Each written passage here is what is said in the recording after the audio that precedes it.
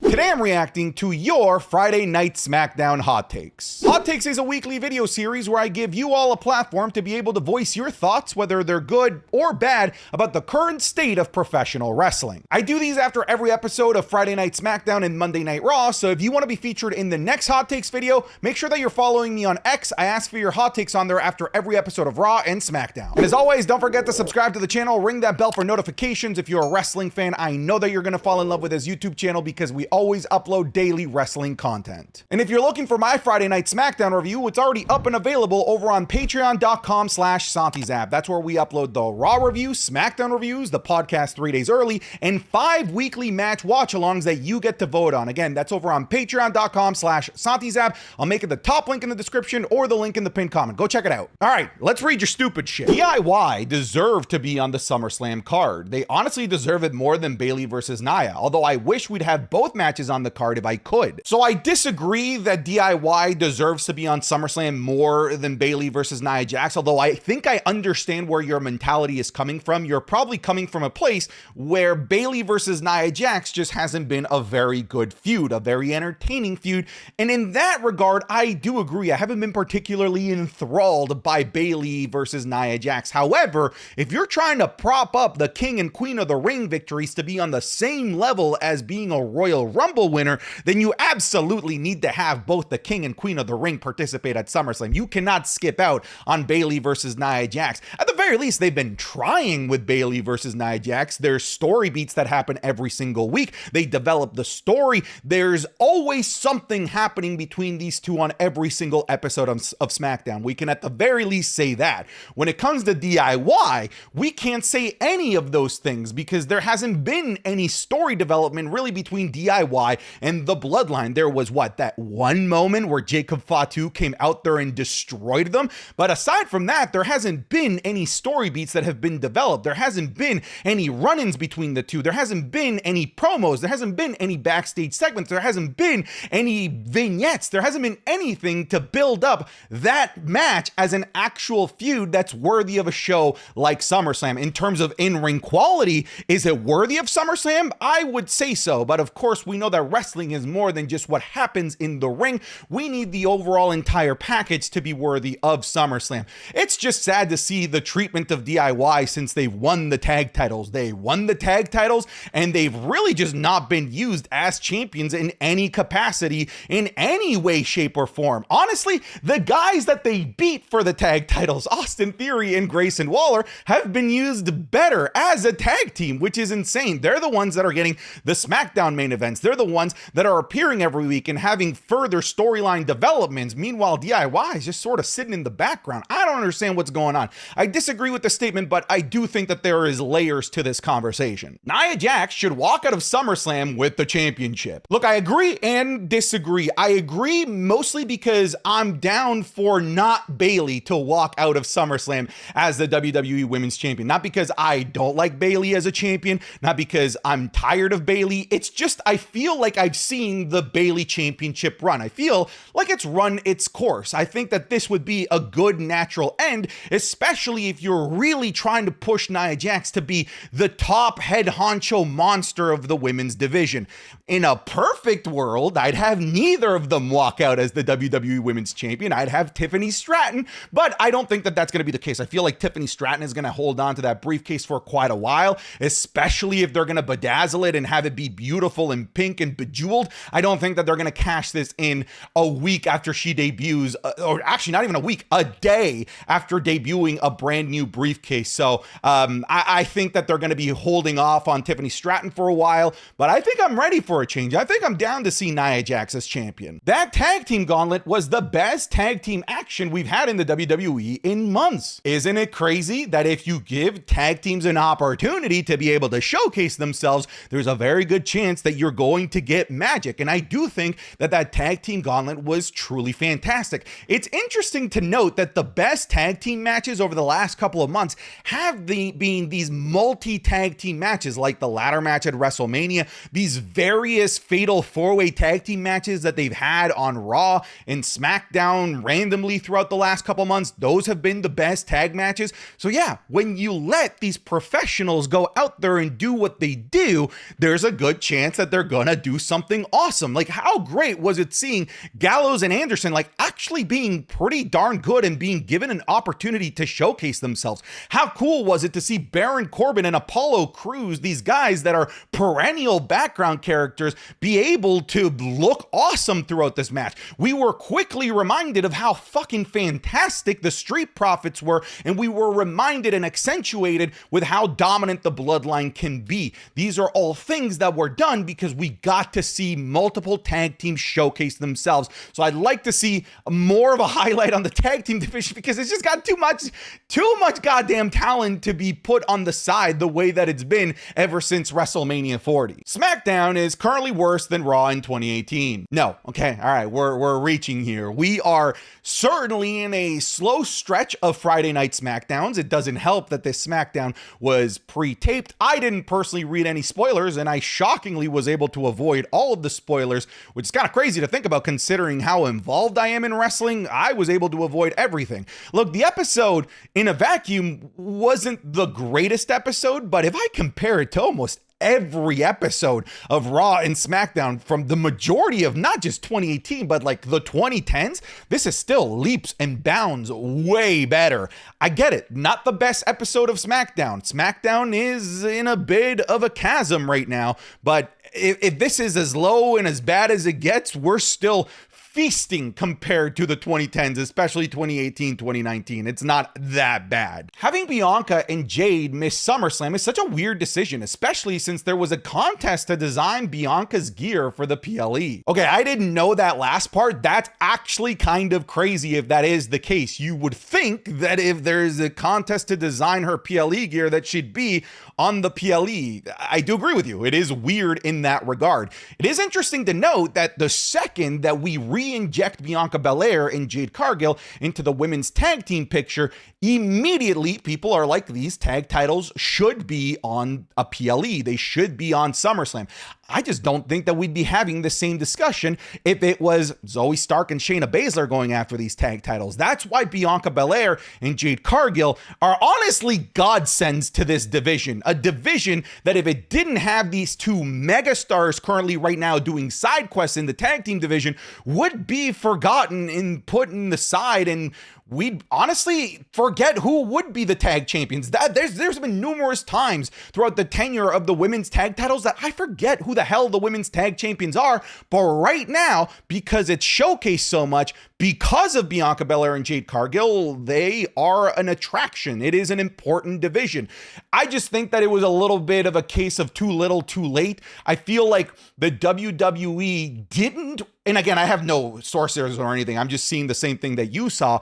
It feels like the WWE made a last second pivot to not have them go singles and put them back into the tag team division, but they did it so late into the cycle of the build up to SummerSlam that it was just too late to justify putting it on the SummerSlam card. But yeah, weird that there was a contest to design her PLE gear and she's not going to be on the PLE. That is odd. SmackDown lately. Anytime that I see a reference to The Office, there's a good chance that I'm going to use it for the video because it's one of my favorite shows. I kind of felt this way going into the show. I made a tweet that went kind of viral in the internet wrestling community saying that for the first time in a long time, I was actually kind of like dreading having to sit through and watch an episode of SmackDown, which for the past like 2 years, I haven't had that feeling. I haven't had the feeling where I would say, oh, here we go, another episode of Raw. Oh, here we go, another episode of SmackDown. But going into this SmackDown, which I don't think ended up being bad, by the way, but going into the show, I had a bit of that, like, bit of a dread feeling, like, ugh, I have to sit through this. Luckily, it ended up being not so bad. He does. Why would you wear Whoa! fake? Oh, look at that. See? Okay. Time. Oh. That was cool. Through! Get the pin, Cena! Go. Oh my God. Oh God.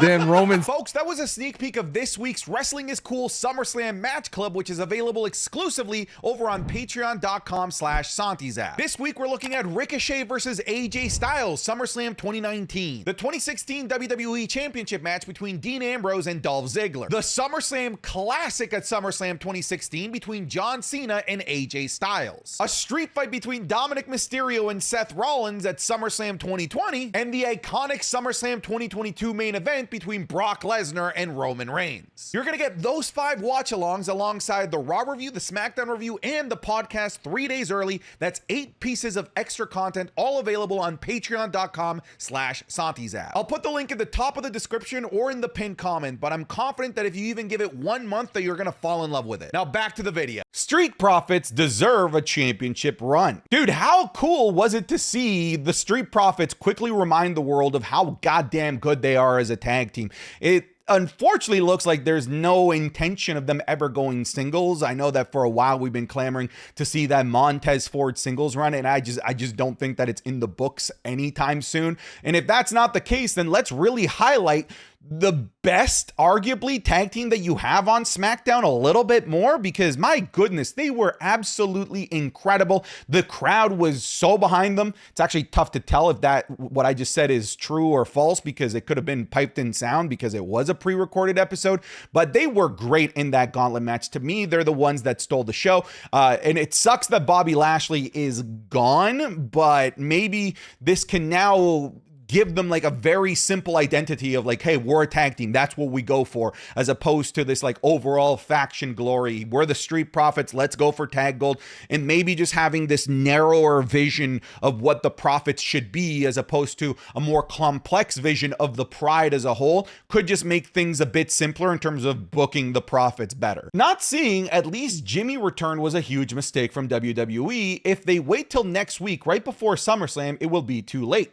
Jimmy needed to show up now to build up next week and then at SummerSlam. Yeah, I'm glad that you don't make these decisions. Jimmy debuting on this episode of Friday Night SmackDown would have been genuinely the worst possible decision that you could honestly think of, because it was a pre-recorded episode of SmackDown. The entire world would have been spoiled by this major return a week in advance. So if you're gonna have Jimmy return, if anything, I think it makes more sense during the actual championship match of the Bloodline. Having him come out in this episode would have been genuinely stupid. I'm sorry, it would have been. Not really a hot take, but I think Tonga Loa needs to stay as a manager. Bonus points if he keeps the eye patch. Yo, the eye patch works for the dude. I really like and was digging the like Metal Gear Big Boss eye patch look of Tonga Loa. It made him stand out a lot more, when before he really just seemed like a generic NPC background character. At least that gives him an identifiable personality look that makes him stand out from the rest of the members of the Bloodline, as opposed to just being the background dancer for the weekend. So yeah, I like the idea of him keeping the eye patch. I think it would be impossible to wrestle with the eye patch. So if that's the case, then maybe he should just be more of this manager or guy that like hovers around the ring to make sure that the Jacob Fatus of the world, Tama Tongas and Solo Sikoa, are able to pick up victories, because I don't think that anyone is necessarily banging on the door of WWE headquarters demanding Tonga Loa matches. So we might as well get creative with it. And if the eye patch manager shtick is going to work, then let's just do that. SmackDown is so awful that I'd rather take away an hour and add it to Raw. Okay, look, we're in a world where people want more wrestling. They want SmackDown to get that third hour, but I totally get like, your sentiment here. Mostly because of how good Raw has been. That, dude, you could give Raw another hour and it would still, right now, feel shorter than SmackDown, because Raw has been so tight, so concise, so good, that the 3 hours fly by. Sometimes with these last couple episodes of SmackDown, the 2 hours have felt longer than a 3-hour Raw. So I get it. It's just, it shows just how much better Raw is than SmackDown at the moment. Unholy Union should retain the tag titles next week on SmackDown. Again, it really depends. Like, what do we value here? Do we want to see Bianca Belair and Jade Cargill go off on their singles run? Because that is ultimately where the money is at. If that's the case, then they should lose. But if you want to prop up the women's tag team division, then they should win, because they absolutely are the biggest names by a mile in the women's tag team division. So we got to pick our poison. Like, what do we want here out of Jade Cargill and Bianca Belair at the moment? I think it'll be easier to understand actually when the dust settles of SummerSlam, who walks out as women's WWE champion. So we'll have to wait and see. But I think it's just a matter of determining like what's more important at the moment. I feel like if you want to continue to justify Unholy Union as a strong like presence in the tag team division, then they should win. And to me, like, they are an identifiable forever tag team. So them winning could help solidify them and make them like concrete, perennial, top of the mountain women's tag team contenders. Meanwhile, Bianca and Jade don't need that, because we know that's not their end goal. That's not the end game for them, but it is the end game for Unholy Union. I could take it both ways right now, but I am leaning towards Unholy Union maybe being the better choice if the intention is for us to finally unleash Bianca and Jade Cargill into the main event scene of the singles division. Jimmy is so returning next week to cost the Bloodline the titles. I could see this, but I also don't see a world where neither of the tag titles change hands. I feel like one of them is changing hands, and I think it's going to be this one, especially if you want to like legitimize this new Bloodline like as like a true threat. Putting gold on them would really, solidify that. And clearly, like, Triple H isn't particularly the best at booking tag champs, to the point where even on Raw right now, the tag titles are on a faction at the moment. He might be thinking of doing the same thing here on SmackDown, putting the tag titles on the top faction of SmackDown as well. I think that could be where things are going, but it would just suck so much for DIY to be the most transitional champions in the division ever. I hope that that's not the case, but I feel like one of the tag titles is changing hands, and I think that this is the more likely.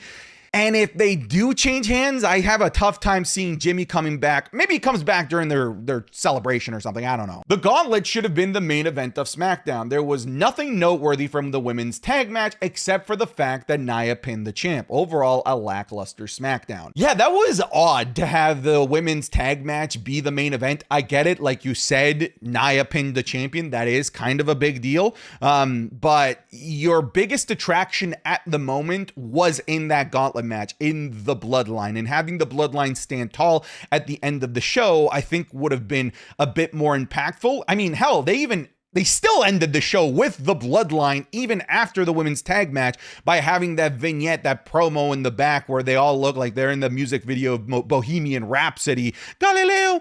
But the women's tag match, I don't really think advanced a heck of a whole lot. So I'm with you. I think you should have just put the best available match in the main event for this pre-tape SmackDown. Should have just been the tag gauntlet. I expected a much bigger SummerSlam, like 10 matches. I don't know why you would. Triple H has given no indication that he likes these big shows. He keeps them tight and concise, and he's probably going to do that for every show, including the SummerSlams of the world. I didn't expect more than 8 matches, and I feel like that's where it might top out. It might even be like 7. I didn't watch it because I thought it was boring. How did you know it was boring if you didn't watch it? Carmelo Hayes and Andrade deserves more TV time for their feud. This feud can become a great mid-card feud with more time and focus. I think you hit it on the head, with more time and focus, and it seems like they aren't getting either of those things. I think it was an awesome match, and that is when they got some time and focus, but it's very inconsistent. It'll be one week they'll get an awesome match, and then the next week they get 30 seconds backstage, and that's the end all be all of the advancement of their feud. And I feel like that's actually kind of the crux of the problem with a lot of the mid-card stuff on SmackDown, where it doesn't get enough time to develop enough to warrant it appearing on a PLE, to warrant it becoming this big, boiling pot ready to blow a gasket. It never reaches that level because a lot of these mid-card feuds, like you said, just don't get the time and focus. And that's kind of what I'm seeing with Andrade and Carmelo Hayes. I sadly think that it's also going in that direction because they don't get much more than just a tiny little bit, a sliver of time every week. NXT is better than SmackDown. There is nothing really interesting about SmackDown. They have the talent, but they're not really doing anything. It's the same 3 people every single week. It's the same ending also. I think I picked this one because of your mention of NXT, because NXT shows the world that the WWE is very much capable of booking a great 2-hour show with less talent than SmackDown, with less noteworthy names than SmackDown. So clearly, to me, the problem with SmackDown isn't just a lack of time. It is, I think it's just poor, inconcise booking, because NXT doesn't have the time problem. They're very, very good with their time and very, very good at developing all feuds, from the women's feuds, tag feuds, main event feuds, and mid-card feuds. And SmackDown just hasn't been hitting on those notes. Tonga Loa is getting over on the IWC in a weird way. It's the memes, bro. When you can become memeable, meme-worthy, you will get over. Think about how many people actually gave a shit about Veer simply because he was coming and for how long he was coming. If you can make it into a meme, people will fall in love with it ironically and then eventually unironically. Yeah, I feel like Tonga Loa is weirdly getting over, and it's because of how meme-worthy he is. All right, folks, thanks so much for submitting your SmackDown hot takes. Not the greatest episode of SmackDown, but still plenty to talk about. I'll see you guys next time. Cheers, bye, take care, bye-bye. Hi, get out of here.